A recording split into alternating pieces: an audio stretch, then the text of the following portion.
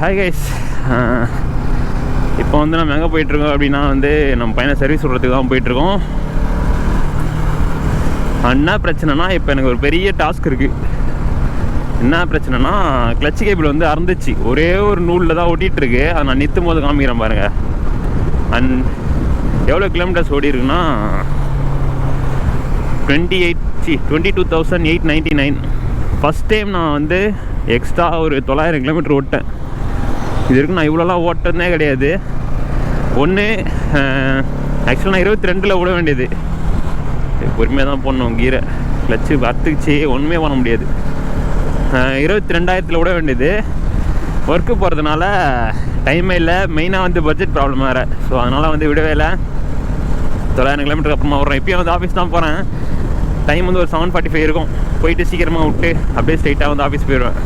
எங்கே போகிறோன்னா, last time விட்டோம்ல, எப்பயும் ரெகுலராக ஒரு இடம் தான், தாம்பரத்தில் தான் விட போகிறோம். நீங்கள் காட்டு பாகத்தில் தான் விட வேண்டியது. பட் ஆனால் இங்கே வந்து வண்டிலாம் நிறையா இருக்கலாம். ஸோ அதனால் ஒரு 15 days ஆகும், 10 days ஆகுன்ற மாதிரி சொன்னாங்க. அது வரைக்கும்லாம் வந்து நம்ம வண்டி அப்படியே விட்டால் வேலைக்கு ஆகாது. ஸோ அதனால தான் இன்றைக்கி என்னன்னாலும் பரவாயில்ல, சர்வீஸ் விட்டே ஆகணும்னு சொல்லிட்டு கிளம்பிட்டேன். அந்த இன்ஜின் ஆயிலை வந்து ஆல்ரெடி நான் வாங்கிட்டேன். ஆஸ் யூஷுவல் மோட்டல் தான் நம்ம யூஸ் பண்ண போகிறோம், லாஸ்ட் டைம் யூஸ் பண்ணது. ஸோ போய்ட்டு இன்ஜின் ஆயில் கொடுத்துட்டு சர்வீஸ் கொடுத்து நான் அப்படியே ஆஃபீஸ் கிளம்பிடுவேன். ஸோ இதுதான் இன்றைக்கி பிளானு. அண்ட் இந்த கிளச்சு வந்து எப்படி என்னாச்சுன்னா, ஒரு 2 days முன்னாடி வந்து ஒரு ஷூட்டு, நான் வந்து திருவள்ளூர் போயிட்டு அப்படியே ஆவடி போயிட்டு வரணும். முன்னாடினாலே ஆஃபீஸில் வந்து பெட்ரோலுக்குலாம் கிளைம் பண்ணி பெட்ரோல் அடிச்சிட்டு 400 ரூபாய்க்கு இது 4 பாயிண்ட் இருக்குது பாருங்கள். பெட்ரோலாக அடிச்சிட்டு மறுநாள் வந்து ஃப்ரெண்டை பிக்கப் பண்ணுறதுக்கு வந்து அவன் வீட்டுக்கு போகிறேன். வீட்டுக்கு போகும்போது இந்த மாதிரி தான் கிளச்சு பிடிச்சி கியர் கம்ப் பண்ணுறேன். அதோட ப்ளே வந்து ஃபுல்லாக கம்மியாகிடுச்சு. எனக்கு என்னன்னே புரியல. நான் ரொம்ப நேரமாக வந்து எனக்கு தெரியவே இல்லை. சரி, நம்ம எப்பயுமே லூஸ் ஆகும்ல கிளச்சு, ஸோ அந்த மாதிரி லூஸ் ஆகிடுச்சு போலன்னு சொல்லிட்டு நான் ஃப்ரீயாக விட்டேன். அப்புறம் இங்கே பெட்ரோல் பங்க்கில் காற்றடிக்கலான்னு காற்றடிக்கிறேன். அப்போ தான் வந்து ஐயோ, அப்போ தான் வந்து பார்த்தேன். நல்லா பார்த்தா ஒரே ஒரு நூல் ஒட்டுனுக்குது. இருங்க, தெரிதான்னு தெரில, நான் காமிக்கிறேன்.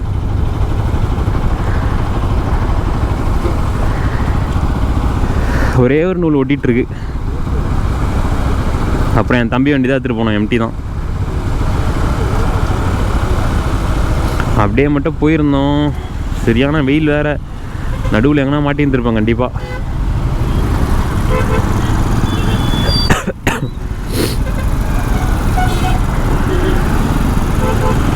அந்த வண்டி வந்து நம்ம மோட்டர் யூஸ் பண்ணதுனால மட்டும்தான் எக்ஸ்ட்ரா இத்தனை கிலோமீட்டர் ஓட்டியும் கொஞ்சம் ஸ்மூத்தாக இருக்குது. எனக்கு பெருசாக ஒன்றும் தெரில. லைட்டாக தெரியுது பவர் லேகு அந்த மாதிரி. இதுவே நம்ம பஜாஜ் ஆயிலாம் யூஸ் பண்ணியிருந்தோன்னு வைங்க, இவ்வளோலாம் ஓட்டியாக இருக்க முடியாது ஃப்ரீயாக.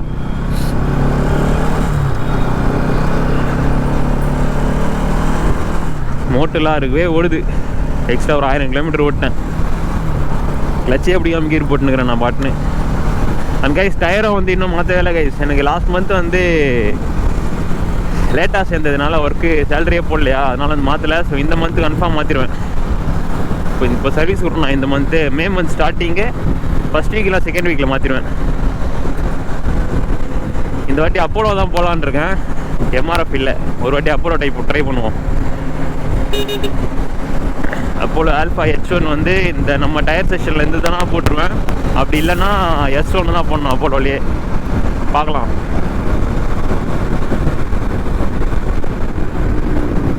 நம்ம இப்படி எப்பயும் ஓரார் போகிற ரூட்டில் வந்து போக போகிறது கிடையாதுண்ணா. இப்படி ஒன்மையில் ஏறி தான் போக போகிறேன். ஏன்னா அந்த எப்பயும் போகிற ரூட்டு வந்து பிரிட்ஜி மேலே ஏறுறதுக்கு அவ்வளோ தூரம் விட்டுருக்கானுங்க.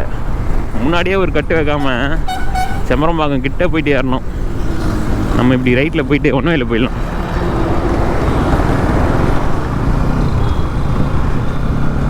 இங்கேயே ஓரார் ஏற்றோன்னு வைங்க, கொஞ்சம் கீர் போடாமல் ஸ்மூத்தாக போகலாம். ஷோரூம் வரைக்கும் எப்படின்னா கூட்டின்னு போயிடுவான்ற நம்பிக்கையில் தான் தனியாக வந்திருக்கேன். இல்லைனா என் தம்பியை தான் கூட்டின்னு வந்திருப்பேன் கூட. அண்ட் கைஸ், ஒரு லாஸ்ட் வீக்கில் வந்து என் தம்பி வண்டி வந்து கீர் வந்து சரியாக விழலை. அது வந்து உள்ள ஸ்ப்ரிங்கு ஏதோ போயிடுச்சான். சரின்னு சொல்லிட்டு இங்கே காட்டு பாக்கத்தில் தான் விட்டுருந்தோம். என் காட்டு பாக்கத்துலேயே என் தம்பி விடல, ஃப்ரெண்டுக்கிட்ட கொடுத்து தான் விட சொல்லியிருந்தான். விட சொல்லியிருந்தான். அவன் வந்து முன்னாடியே உஷாராக வீடியோ எடுத்துட்டான். வண்டியை வந்து சர்வீஸ் விடுறதுக்கு முன்னாடி சுற்றி வீடியோ எடுத்து வச்சுட்டான்.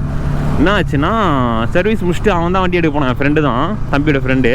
பார்த்தா PPF திருப்பி ஸ்க்ராட்ச் 2 சைடும். இங்கே காட்டு பாக்கத்தில் இந்த வாட்டி இங்கே ஒன்று இங்கே ஒன்று 2 ஸ்க்ராட்சு. நாங்களாம் பண்ண வெளியே வாங்கும்போதே அப்படி தான் சொன்னானுங்க. நாங்கள் வந்து வேண்டுமே தான் போட்டிருக்கானுங்கன்னு நினச்சோம். அப்புறம் பார்த்தா தெரியாமல் பண்ணிருக்கானுங்க போல். நம்ம இப்படி உண்மையில் ரைட் எடுத்து மேலே ஏறிடலாம். நல்ல வேலை வீடியோ ப்ரூஃப் இருக்கவே காமிச்சிட்டு ஒன்று பிபிஎஃப் போட்டு கொடுத்துருங்க, இல்லைனா வந்து இந்த சைடு தானே, ஆமாம், ஒன்று பிபிஎஃப் போட்டு கொடுத்துருங்க, அப்படி இல்லைன்னா காசு கொடுத்துருங்கன்னு சொல்லிட்டு கேட்டோம். கேட்டதுக்கு காசுலாம் வந்து கொடுக்க முடியாது. அவங்களே வந்து ஒரு பிபிஎஃப் வச்சுருக்காங்க போல், அவங்களே ரெகுலராக போடுவாங்களாம். ஸோ அதே வந்து போட்டு கொடுத்துருவோன்னு சொன்னாங்க. இன்றைக்கி 9 மணிக்கு வர சொல்லியிருக்காங்க போல்.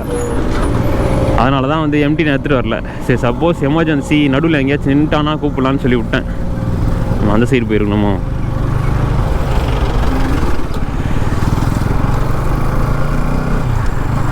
சரி, நம்ம பையன் வந்து கூட்டின்னு போயிடுவான், எங்கேயும் நிற்க வைக்க மாட்டான்ற ஒரு நம்பிக்கையில் வந்து கிளம்பிட்டேன்.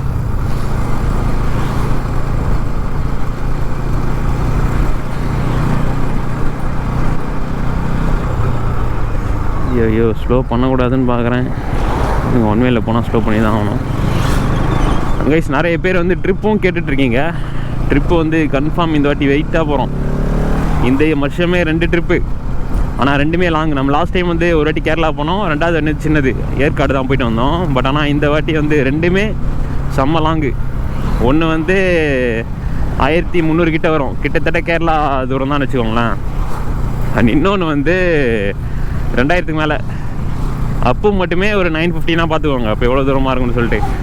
அது வந்து நியூ இயருக்கு தான். ஒன்று வந்து இப்போ ஜூன் ஜூலையில் போயிடுவாங்க கன்ஃபார்மாக. அது பிளேசஸ் எங்கே என்ன இதெல்லாம் வந்து நான் சொல்கிறேன் பொறுமையாக.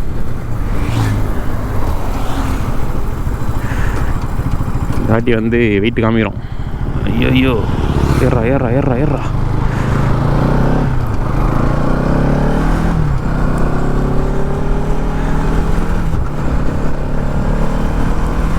ஸோ பார்ப்போம் எவ்வளோ பட்ஜெட் ஆகும்னா அதே 1000 ரூபாய்க்குள்ளே தான் ஆகும்னு நினைக்கிறேன். பட் இந்த வாட்டி கிளட்ச் கேபிள் மாற்றுறோம். ஸோ அதனால் மேபி 1200 ஆக வாய்ப்பு இருக்குது. நம்ம லாஸ்ட் டைமும் 2 வாட்டியே தான் பண்ணோம். மோட்டரில் இன்ஜினியர் வந்து நம்ம வாங்கி கொடுத்துட்டோம். அது போக சர்வீஸ் வந்து ஒரு 900 மேலே வந்துச்சுன்னு நினைக்கிறேன். 980 என்னமோ வந்தது.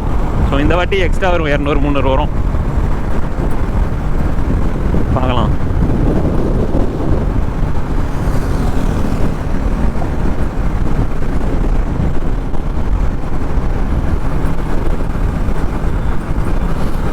அண்ட் அந்த NS வந்து சர்வீஸ் சொன்னாங்க. அதுவும் வந்து சர்வீஸ் விடாமல் 500 மேலே ஓடிச்சு. அவனுக்கும் அதே தான் பட்ஜெட் ப்ராப்ளம் தான். இன்ஜின் ஆயில் மட்டும் கொஞ்சம் ஒரு பாதி கீழே வந்துச்சுன்னு நினைக்கிறேன். ஸோ அதனாலே பெருசாக அந்த வண்டி எடுக்கிறது இல்லை. அதுவும் சீக்கிரமாக வந்து சர்வீஸ் பண்ணணும். அவ்வளோதான். இந்த மே மந்த் ஸ்டார்டிங்கில் 2 வண்டியும் பக்காவாக ரெடி ஆயிரும். நம்ம பையன் இன்றைக்கி ரெடி ஆயிரும். டயர் மட்டும்தான் பேலன்ஸு. மற்றபடி வண்டியில் எந்த பிரச்சனையுமே இல்லை. கம்ப்ளைண்ட் சொல்கிற மாதிரி.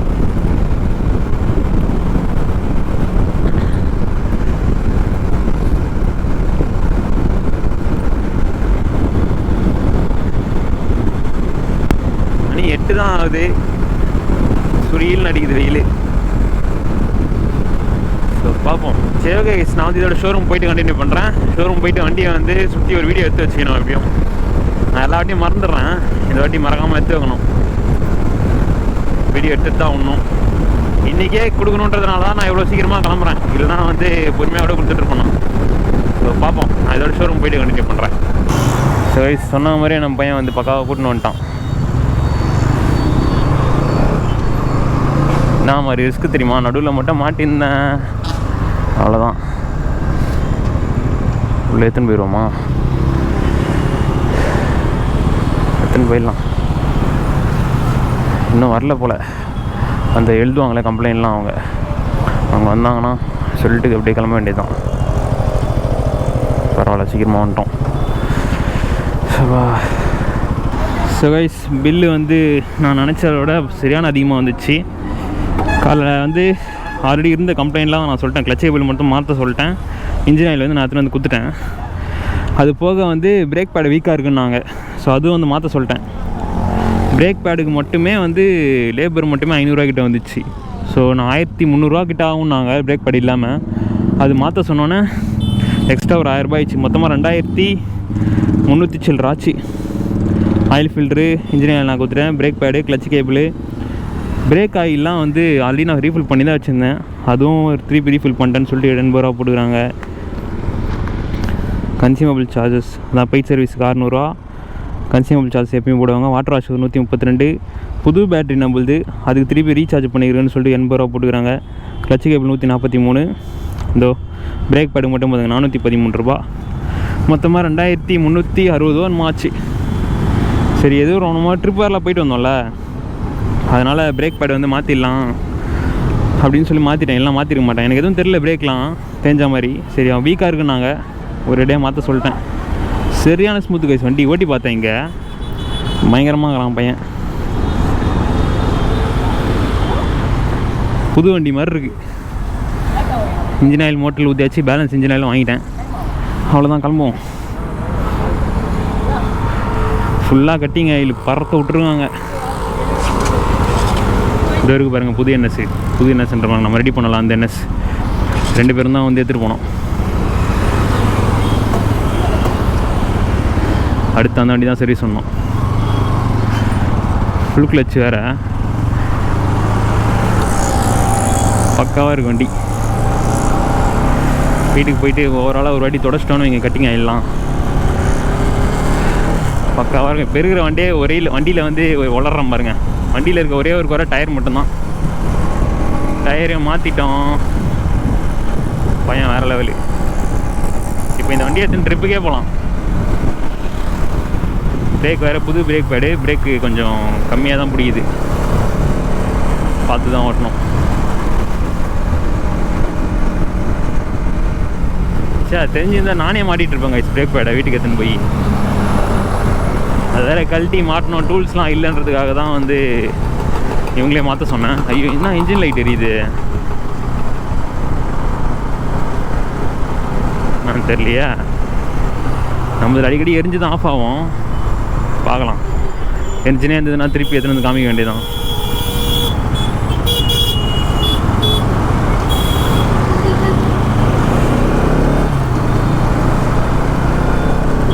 செம்ம ஸ்மூத் வண்டி.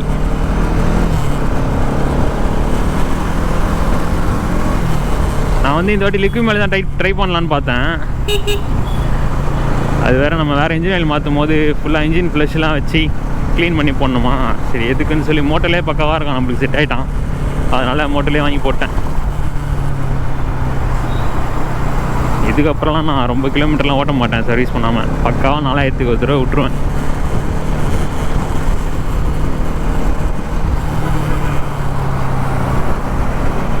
எப்படியும் இந்த சர்வீஸ்லேயே ட்ரிப்பு போயிட்டு வந்துடும் நினைக்கிறேன். போயிட்டு வந்து தான் சர்வீஸ் விட்ற மாதிரி இருக்கும் எனக்கு தெரிஞ்சு. பார்ப்போம், ஜூன் அப்படி இல்லைனா ஜூலை கன்ஃபார்மாக ட்ரிப்பு கிளம்பிடுவோம்.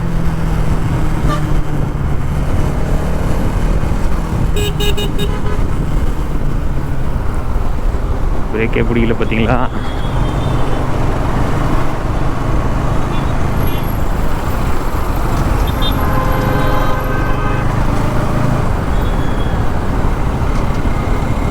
அண்ட் வீக்கெண்டும் வந்து எங்கேயும் போகிறது இல்லை கொஞ்ச நாளாக.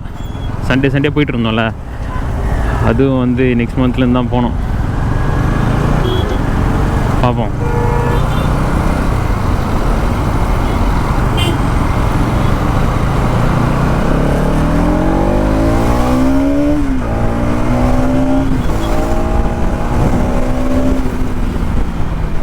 சீர்றான் பையன். இதே ஓஆர்ஆராக இருந்தால் பயங்கரமாக ஓட்டிடலாம்.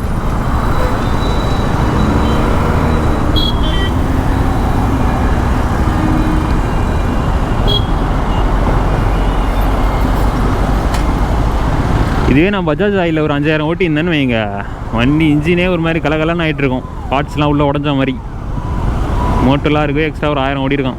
ஓட்டலாம் 4500, 5000 ஓடிட்டேன். இப்போ பீட்டெலாம் தனித்தனியாக தெரியுது பக்காவாக வண்டியில். எப்படியோ ஒரு பெரிய வேலை முடிஞ்சுது.